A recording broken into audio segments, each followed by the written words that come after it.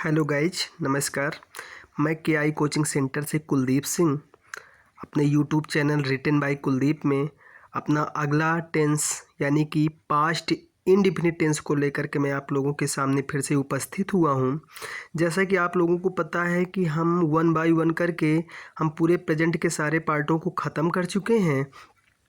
तो अब हमारा पास्ट इंडिफिनिट की स्टार्टिंग होने जा रही है।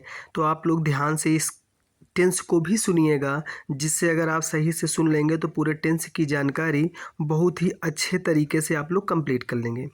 जैसा कि आप लोग जानते हैं कि पास्ट इंडिफिनिट की पहचान हमारी दो तरीके से होती है कि ता था, ती थी, ते थे, अगर ऐसे शब्द आ जाएं तो वो भी पास्ट इंडिफिनिट होता है। या हमारा आ, ई, ए अगर ऐसे शब्द आ जाते हैं तो भी वो हमारा पास्ट इंडिफिनिट होता है।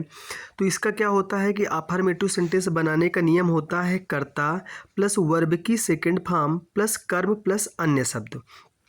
फिर हमारा क्या होता है, जब हम निगेटिव से स्टार्ट करते हैं तो वहाँ पर हमारा होता है कि इस पूरे टेंस की सहायक क्रिया हमारी केवल डिड होती है, यानी कि वो सिंगुलर नंबर हो या प्लूरल नंबर, दोनों के साथ हमारा डिड का ही प्रयोग किया जाता है।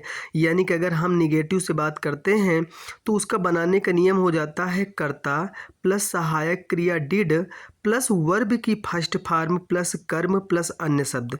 यानी कि जब हम निगेटिव करते हैं तो वहाँ पर हमारी वर्ब की फर्स्ट फॉर्म का प्रयोग होता है और अफर्मेटिव में वर्ब की सेकंड फॉर्म का प्रयोग होता है। एक चीज़ याद रखिएगा जो बहुत ही समझने वाली चीज़ है कि जैसे हमारा निगेटिव होता है, अगर उसमें कहीं कभी दिखने को मिल जाए कि कभी नहीं शब्द आ जाए तो वहाँ पर हम सहायक क्रिया डिड नहीं लगाएंगे।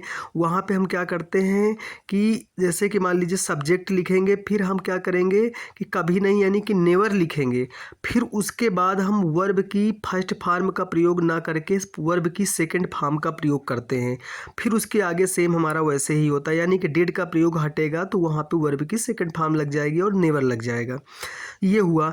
फिर जब हम इंट्रोगेटिव पे जाते हैं तो जब क्वेश्चन वर्ड वाक्य के बीच में आ जाए तो सबसे पहले क्वेश्चन वर्ड की अंग्रेजी प्लस सहायक क्रिया डिड प्लस कर्ता प्लस नॉट प्लस वर्ब की फर्स्ट फॉर्म प्लस कर्म प्लस अन्य शब्द, फिर प्रश्नवाचक चिन्ह। और अगर हमारा क्वेश्चन वर्ड वाक्य की शुरुआत में आ जाए तो जैसा हर टेंस में हुआ है वैसे ही, यानी कि सहायक क्रिया से चालू होगा डिड प्लस कर्ता प्लस नॉट प्लस वर्ब की फर्स्ट फॉर्म प्लस कर्म प्लस अन्य शब्द प्लस प्रश्नवाचक चिन्ह। बस इतना याद रखिएगा आप लोग कि अगर कहीं पे कभी नहीं शब्द देखने को मिल जाए तो वहाँ पर सहायक क्रिया डिड का प्रयोग नहीं होगा, वहाँ पर हम नेवर लगा करके फिर वहाँ पे वर्ब की सेकंड फॉर्म का प्रयोग कर देते हैं। और अगर हम उसको नहीं हटाते हैं तो फिर हमारा डिड का होता है।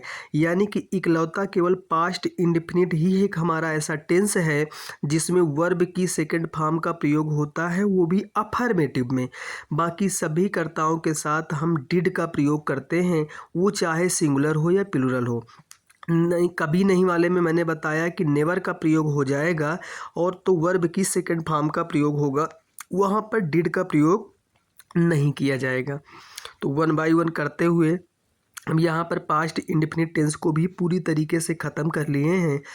अब हम इसी के आगे चलेंगे, यानी कि पास्ट कंटिन्यूअस टेंस को मैं अपने अगले टेंस में लेकर के आऊँगा।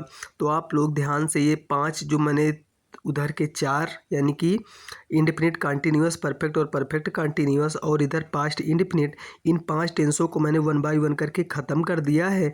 तो आप इनको कंप्लीट कर दीजिएगा। बाकी इसी दिसंबर के मंथ के अंदर मैं पूरे टेंस को कंप्लीट कर लूँगा और मेरी पार्ट ऑफ स्पीच की पूरी डिफिनेशन मैं आप लोगों को ऑलरेडी दे चुका हूँ, तो उसको भी आप देख लीजिएगा। और फिर अब पास्ट कंटिन्यूअस को लेकर के वन बाय वन हम आगे बढ़ेंगे, जिससे आप लोगों के पूरे टेंस यहीं पे कंप्लीट हो जाएंगे। तो मैं वॉइस में अपने इसलिए समझाया कि 5 मिनट का समय देकर के आप लोग एक बार अगर ध्यान से सुन भी लोगे तो किसी भी बच्चे को आराम से पूरा टेंस कंप्लीट भी हो जाएगा। या जो हमारे पेरेंट्स लोग हैं वो लोग भी यहाँ से सुनकर अपने बच्चों को सिखा सकते हैं, या किसी स्पीकर में तेज़ी से इसको चला करके बच्चों को वैसे भी मेरी आवाज़ के द्वारा बच्चों को कंप्लीट कराया जा सकता है कि जिससे उनको पूरा टेस्ट कंप्लीट हो जाए। तो इसी तरीके के और भी वीडियो देखते रहने के लिए आप लोग देखते रहिए मेरा channel written by Kuldeep. Thank you.